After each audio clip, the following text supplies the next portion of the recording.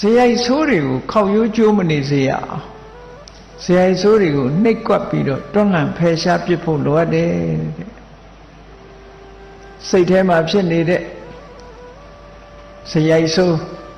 နှုတ်ထဲမှာဖြစ်နေတဲ့ဇေယိုက်ဆိုးကိုယ်အမူအရာမှာပေါ်လာတဲ့ဇေယိုက်ဆိုးဘယ်ဇေယိုက်ဆိုးအကျင့်မျိုးပဲဖြစ်ဖြစ်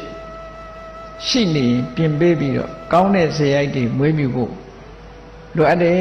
အဲ့ဒီလိုကောင်းတဲ့ဇေယိုက်ဆိုးတွေကိုဖယ်ရှားလို့ကောင်းတဲ့ဇေယိုက်တွေမွေးမြူမှသာလေအတ္တတမ္မာပဏိတိဆိုတာဖြစ်တာအဲ့ဒီလိုသူတော်ကောင်းဖြစ်အောင်ကိုယ့်ကိုကောင်းပြင်သွားနိုင်မှသူတော်ကောင်းဖြစ်တာဘုရားလောင်းနေဆိုတာကောင်းအောင်ပြင်လာတာယန္တာပုဂ္ဂိုလ်အလောင်းနေဆိုတာလဲကောင်းအောင်ပြင်လာကြတာမြတ်စွာဘုရားလက်ထက်